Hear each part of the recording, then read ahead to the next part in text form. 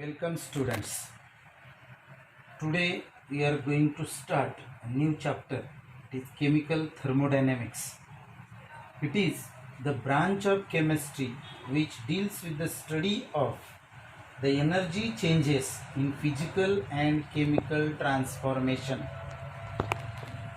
In this chapter we will consider some terms which are involved in this transformation. First one is system. It is part of the universe which is under thermodynamic consideration. For example, if we consider a chemical reaction is carried out in beaker, then whatever chemical substances taken in a beaker, this is called as system. Remaining part of this system, that is beaker, is called as surrounding, and the imaginary or real which separates the system and surrounding is called as boundary. So we'll consider different types of system. First is open system. Open system. It is a part of the universe in which a chemical reaction is carried out in open beaker, where there may be or there must be exchange of matter as well as heat between system and surrounding. So open system is a system in which exchange of both matter as well as heat takes place between system and surrounding. For example, if consider a coffee kept in open cup, then it is open system. Another example we can consider, when reaction is carried out between zinc and H2SO4, then it gives zinc sulfate plus H2 gas plus heat, means this heat is given from the system to the surrounding, as well as heat is also exchanged between system and surrounding. The next type of system is closed system. In this system, when we consider again this example, a chemical substance is kept in the test tube. When it is heated, then if we close this test tube, then there is no possibility of exchange of matter between system and surrounding, but heat can be exchanged between system and surrounding. Hence, in this closed system, exchange of heat takes place but not matter. Example, a closed cup of tea by saucer. Another example we can consider, when zinc is treated with H2SO4 in closed container or test tube, then it gives zinc sulfate plus H2 plus heat, in which this hydrogen gas is not exchanged between system and surrounding, but heat can exchange between system and surrounding. Third type of system is isolated system. In this isolated system, neither heat nor matter can exchange between system and surrounding. For example, if we kept what cup of tea into thermos flask, then there is no exchange of matter as well as heat between system and surrounding. Another example we can consider, if this zinc is reacted with H2SO4 in thermos flask or in isolated system, then there is no exchange of matter as well as heat between system and surrounding. So this is about type of system. Then next point is properties of system. Properties of system. First one is extensive property. A property which depends on the amount of substance kept into the container or amount of substance present in the system. For example, mass is extensive property, volume is extensive property, because mass of one substance is different than another substance.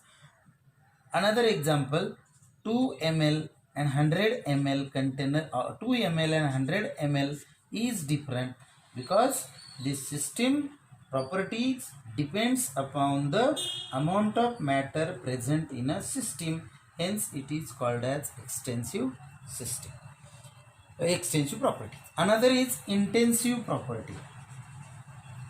Intensive property,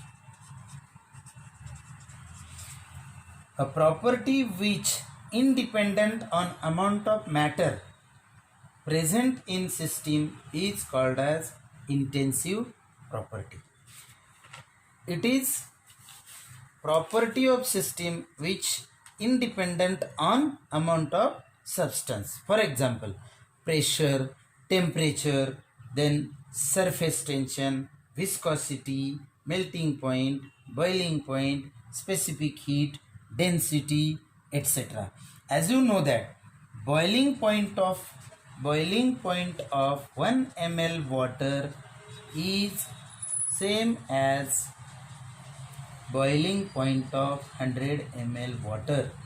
This means this property is independent on amount of the substance. So this is about extensive property and intensive property. Next one is state function. State function. This state function is the property which depends upon state of the system and independent on path of the system.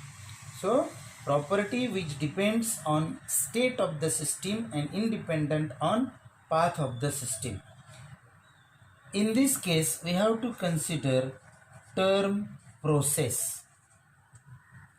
The term process means a physical or chemical change in a system ongoing from one state to another state.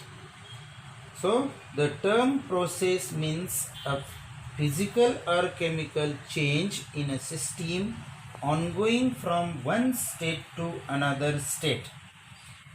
As you know that there are different types of processes, that is isothermal process, adiabatic process. Unique path to bring about the change of the state of the system. For example, if we consider P1, V1, T1, which are initial state of the system, and if process is converted to another process, that means if one states is converted to another states, then we get pressures P2, V2 and T2. So these are the state of the system. This is initial state, while this is final state of the process. So this is about state function.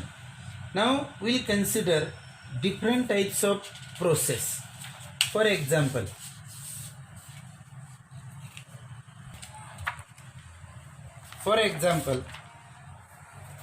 first process is isothermal process. Isothermal process. Iso stands for constant, thermal means temperature. A system is said to be an isothermal process in which temperature of the system remains constant. It is a process in which temperature of the system remains constant throughout the transformation. Means if we consider this A is converted into B, then throughout this transformation temperature is constant. So temperature remains constant. So this is first point, definition of isothermal process. Second point you have to remember is, in this process a temperature, that is heat, flow from system to surrounding. If heat flows from the system to surrounding or vice versa, that is heat flows from surrounding to system. Third point is temperature remains constant, means delta T is equal to 0. As you know that temperature depends upon internal energy. So internal energy remains constant as temperature is constant. Therefore internal energy change is also constant. So delta T is equal to 0. At the same time delta U is equal to 0. Then fourth point is, as you know that heat can be transferred from system to surrounding. This means it is not thermally isolated. So this is not thermally isolated.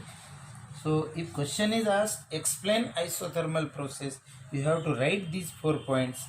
And if question is asked, distinguish between isothermal process and adiabatic process, then you have to write adiabatic process. You have to write 4 points each. Now we'll consider adiabatic process. This adiabatic process is a process in which there is no exchange of heat between system and surrounding. So in definition you have to write a process in which there is no exchange of heat between system and surrounding. Hence Q remains Q is equal to 0. In this case Q is equal to 0. Second point is, as there is no exchange of heat between system and surrounding, it is thermally isolated. It is thermally isolated. Third point you have to write, this delta T is not equal to 0. That means delta U is not equal to 0. Means there is no change in temperatures. Then fourth point you have to write, in exothermic process heat is released which raises the temperature of the system, and if the process is endothermic, temperature falls. This results in either increase or decrease of internal energy, means delta U is not equal to 0. So this is about adiabatic process. So if question is asked, distinguish between isothermal and adiabatic process, you have to write 4 points each. Next process is isochoric process. As you know that iso stands for constant, core means volume. That means a process in which volume of the system remains constant. So in this case volume remains constant, means delta V is equal to 0.